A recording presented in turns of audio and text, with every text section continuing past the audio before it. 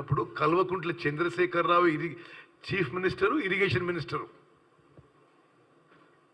ఆ రోజు నుంచి డిసెంబర్ 7వ తారీఖు వరకు ఆయనే ముఖ్యమంత్రి, ఆయనే ఇరిగేషన్ మినిస్టర్. ఒక్క మాట మాట్లాడలేదు.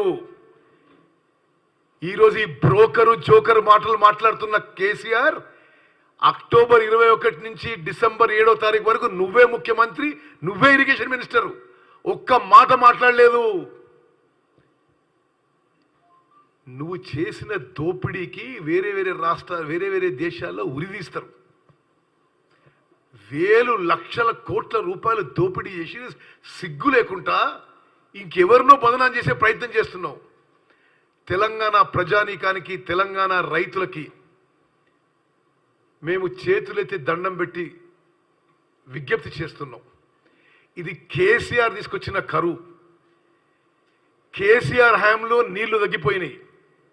మేము 24 గంటలు కరెంటు వ్యవసాయానికి, ఇండ్లకి, పరిశ్రమలకు ఇస్తూ ఎక్కడా ఒక్క నిమిషం కరెంటు కట్టు లేకుండా, మంచినీటికి ఇబ్బంది లేకుండా,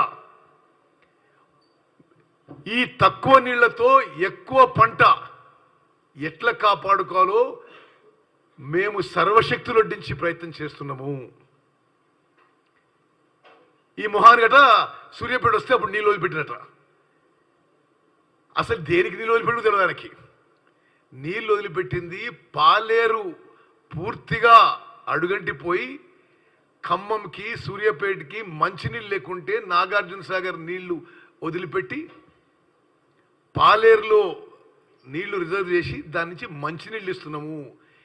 నీ మొహం చూసేవారు నీళ్ళు ఇవ్వలే. ఎక్కడ కూడా నువ్వు వస్తున్నావు అని నీళ్ళు ఇస్తలేవు. మా ప్రణాళిక, మా షెడ్యూల్ ప్రకారమే నీళ్ళు ఇస్తున్నాము. నేను ఒకటే ఇరిగేషన్ మంత్రిగా తెలంగాణ ప్రజానీకానికి, రైతాంగానికి సవినయంగా విజ్ఞప్తి చేస్తున్నాం. ముఖ్యమంత్రి రేవంత్ రెడ్డి గారు, ఉప ముఖ్యమంత్రి బట్టి విక్రమార్క గారు, మేము అందరం మంత్రులను ఒక టీమ్గా పనిచేసి దీన్ని వారం వారం సమీక్ష చేస్తూ ఉన్న నీళ్ళని ఏ విధంగా కరెక్ట్గా ప్రజలకు ఉపయోగపడే విధంగా, రైతులకు ఉపయోగించాలనో సిన్సియారిటీతో ముందుకు పోతున్నాము. అదేవిధంగా మళ్ళోసారి చెప్తున్నా, పవర్ విషయంలో ఇన్ని అబద్ధాలు మాట్లాడదు కేసీఆర్. నువ్వు రాష్ట్రం